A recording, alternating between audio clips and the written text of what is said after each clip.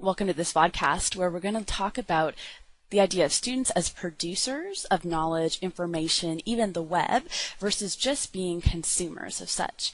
And within that, we're going to talk about how the iPad can add value to student learning and creating. Let's go ahead and get started. Okay, our big idea is this. Up until this point in time, our students are really consumers of the web and information. They use the web to access information, to look things up, to listen to the radio, to read newspaper articles. And we want to talk about how can we shift that from students just being consumers to also being producers of the web.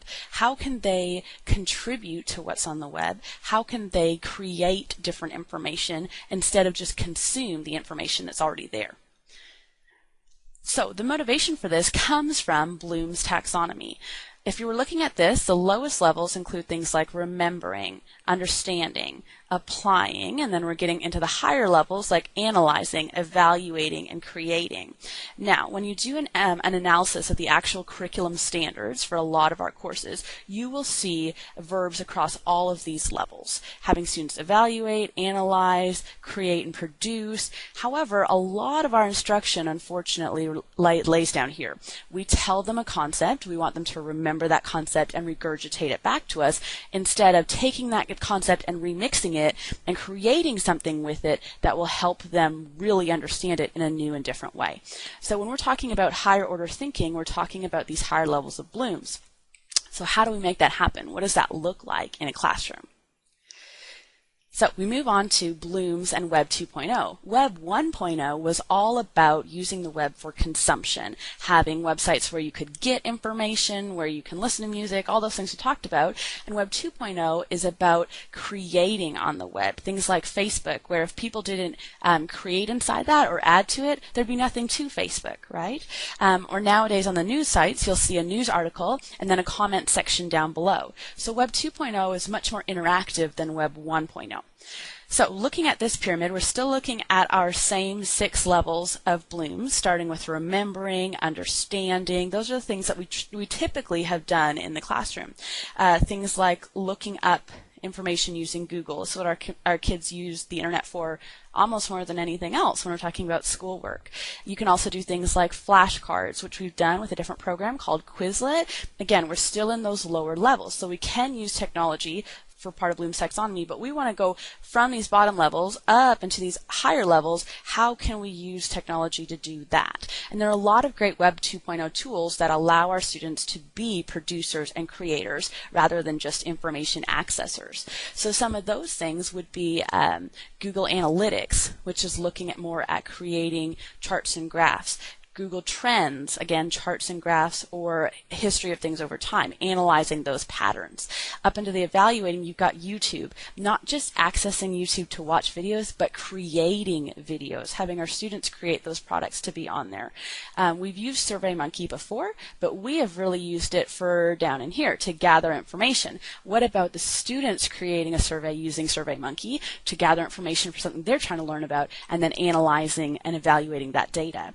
Up in creating, we've got things like VoiceThread, which we'll come back to later, Prezi, which is making presentations online using interactive tools, Glogsters, blogs, all kinds of things. And these are all Web 2.0 tools that we can be using. And one of my goals is to shift our instruction in that direction, to have our students be using these kind of tools rather than just looking up information, memorizing it, and regurgitating it back to me. So moving on, looking again at some other specific tools for the highest 2 levels, second highest level being evaluating. We've got things like YouTube, which we mentioned, Camtasia Studio, which is a great program that we've just started using this year, actually the program I'm using right now to create this vodcast. Ning, which is a social networking site that you can create a social network for any topic. You can have an anatomy and physiology social network, which is something I'm doing within Moodle as well. Having our students use Twitter, or how can they follow people who are advanced in the field that they want to learn about? So those are some things they can use to evaluate. Within creating, lots of great tools. I'm really interested to try blogs this year. This is a Blogster. Another one is WordPress, where students are creating that knowledge and posting it online, kind of creating an online presence. Again, Moodle, which we've been using, students posting to YouTube, VoiceThread, which is like an annotated PowerPoint of pictures. We're actually going to look at something that is very similar to that in just just a minute, and wikis, things like that. So it's all about the students evaluating and creating, and there's so many great Web 2.0 tools that can help them do that. This kind of reads like a student expectation from our TEKS. The student wills, the student who should be doing these things. They should be creating, not just me creating videos, but they should be creating videos. They could be creating film, remixes of information, podcasts, blogs, anything that they can publish, different programs, animations, video casts, directing and producing. So basically, instead of just, here are the bones of the body. Here are the bones of the body. What are you going to do with that information to teach it to someone else or to really cement it for yourself? How could you remix that information or present it in a different way?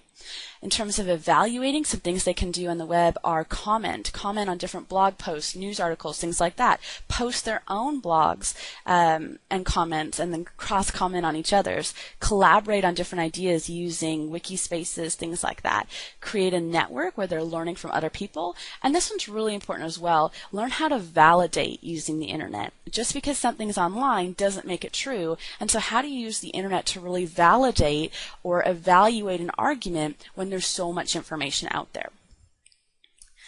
Again, so the big thing I want to talk about is this idea of moving from students as consumers of the web to producers of the web. And how do we facilitate that? How do we encourage that? And how do we also kind of teach social or internet etiquette within that to help them be successful producers? Okay, which brings us to this discussion. Some of the technology we currently have and some of the technology that we're considering implementing, and what would their role be in kind of this learning environment. So we are heavily invested right now in netbooks, which are great for a lot of things, primarily designed for internet surfing, like a laptop, but just scaled down both in size and in terms of functionality, but great for surfing the internet or consuming information from the internet. Also good at producing within the Office applications, Microsoft Word, PowerPoint, Excel, those kind of programs does a great job of. Has a full keyboard, which again is great for the Office applications, also good for typing in blog posts, and has a file system which will allow you to kind of keep track of some of the different files that you create. So the netbook definitely has a place in our learning system, but we want to talk about what value could the iPad add as well. So looking over here at the iPad, one of the biggest advantages of the iPad is that it was optimized for creation, specifically with audio and video. Has a built-in camera, or two built-in cameras, and a built-in microphone, which are higher quality than the ones that come in a netbook. And then all of the programming within it basically lets you quickly and easily access different videos and pictures and put them together and make them into things in a much easier, faster, and even creative way than the netbook can do. I'll show you an example of that in just a minute. Has a much longer battery life, usually about 8 to 10 hours of use within the iPad is what I've heard. I know that our netbooks, if the students come to school with them fully charged, they can usually get 1.5 periods, which is about maybe just over an hour out of those before they need to connect to an outlet. So that's something that'll be a huge plus. Also, immediate startup. When we're using the netbooks in class, it usually takes 3 to 4 minutes from the time you push the on button to the time that it loads up, you log in, and the computer's ready to go. With the iPad, you push the on button, slide it across, and you're ready to go instantaneously.